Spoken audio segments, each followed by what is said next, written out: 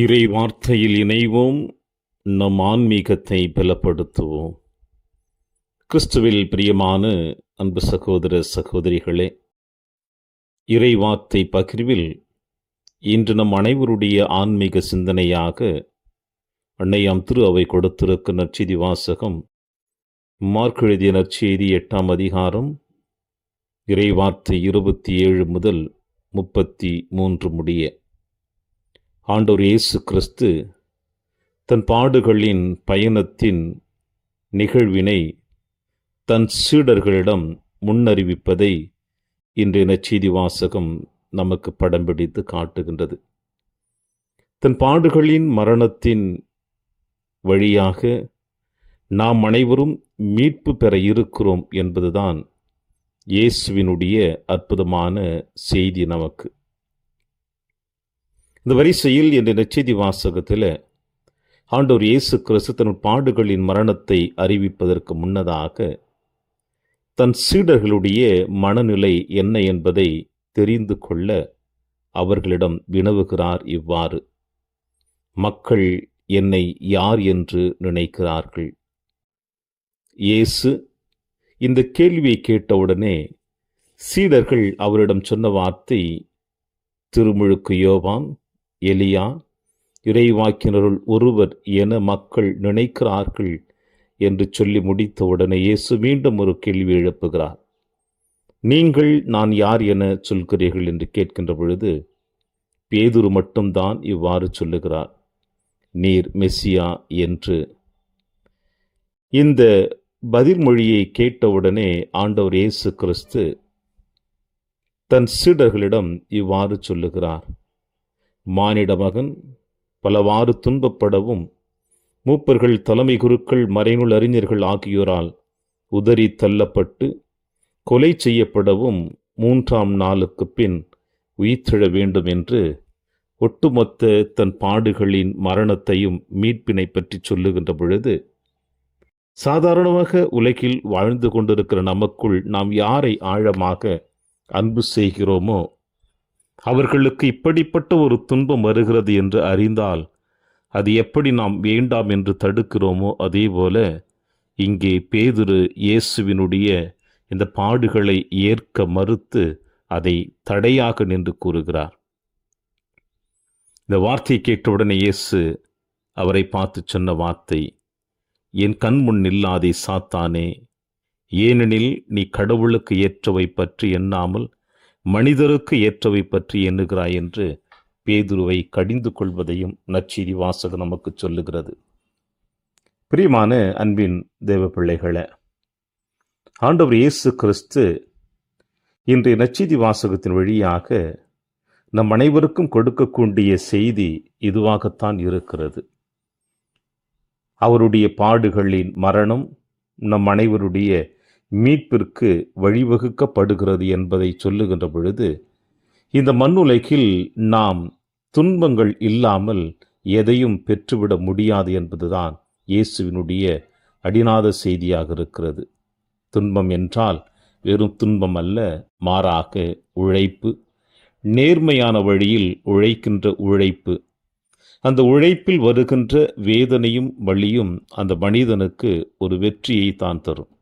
எனவேதான் கோதுமை மணி மண்ணில் விழுந்து மடிந்தால் ஒழிய அது பலன் தராது, மடிந்தால்தான் அது பலன் தரும் என்று இயேசு சொல்லுகின்ற வார்த்தை ஒவ்வொரு மனிதனுடைய வாழ்விலும் பலவிதமான துன்பங்களும் துயரங்களும் இருந்தாலும் அதை ஏற்றுக்கொண்டு அது வாழ்வின் அடித்தள செய்தியாக நமக்கு கொடுக்கப்படுகிறது என்பதை இயேசு இங்கே நமக்கு அழகாக கூறுகிறார். எனவே நம்முடைய வாழ்வில் சந்திக்கக்கூடிய துன்பங்கள் எப்படிப்பட்டவை என்பதை நாம் முதலில் அறிந்து கொள்ள வேண்டும், புரிந்து கொள்ள வேண்டும் என்பதுதான் இன்றைய விழா குழந்தைகள் நமக்கு சொல்லக்கூடிய செய்தி.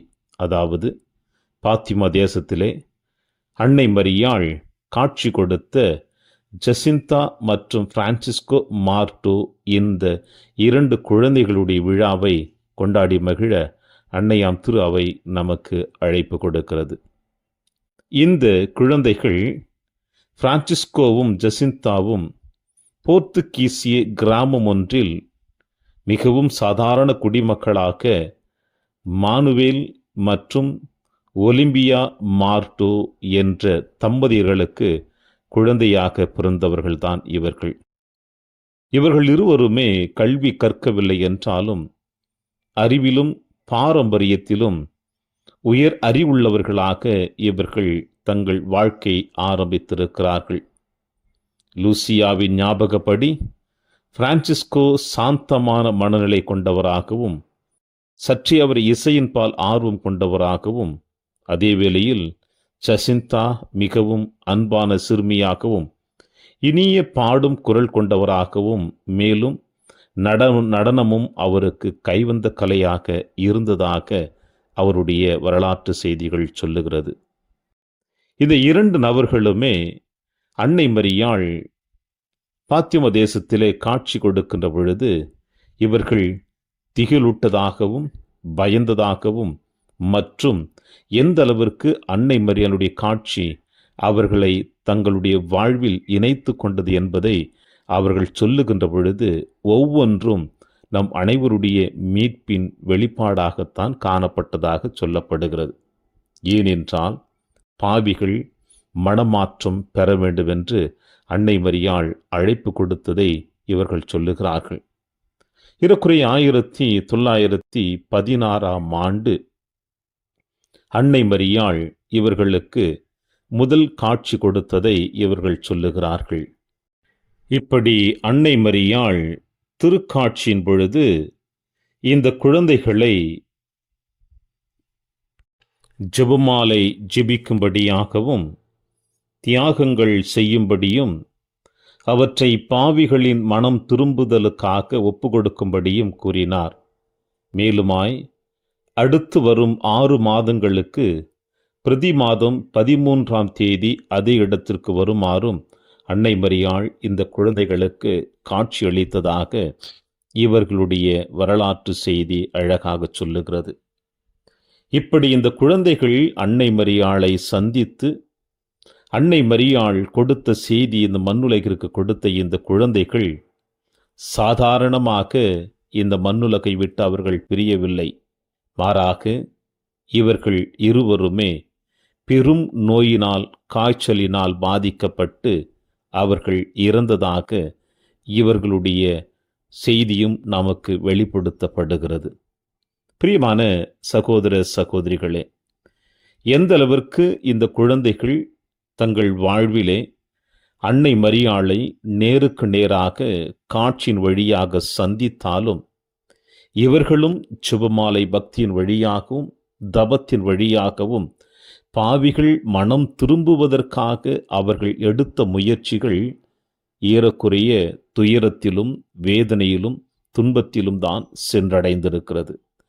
இன்றைய நற்செய்தி வாசகத்தின் வழியாக ஆண்டவர் இயேசு கிறிஸ்து மானிட மகன் பாடுகள் ஏற்று மரித்து கல்லறையில் அடக்கம் செய்யப்பட்டு 3ஆம் நாள் உயிர்த்தெழுவார் என்று சொல்லுவது போல இந்த மண்ணுலகில் யாரெல்லாம் பிறருடைய வாழ்வுக்காக தன்னை அர்ப்பணித்து வாழ்கிறார்களோ அவர்கள் இயற்கை மரணம் அல்ல, மாறாக பல வேதனைகளுக்கு மத்தியிலே சந்தித்தது மரணம் மட்டும்தான் என்பது திருச்சபையின் வரலாறும் நமக்கு கொடுக்கின்ற செய்தியாகத்தான் இருக்கிறது.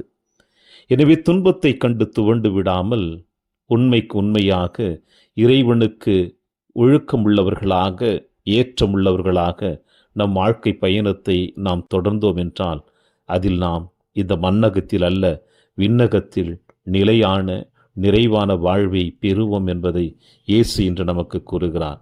இயேசுவின் வார்த்தைகளை ஏற்றவர்களாக தொடருவோம். இந்த நாளிலே இறை ஆசீர் என்றும் உங்களோடு.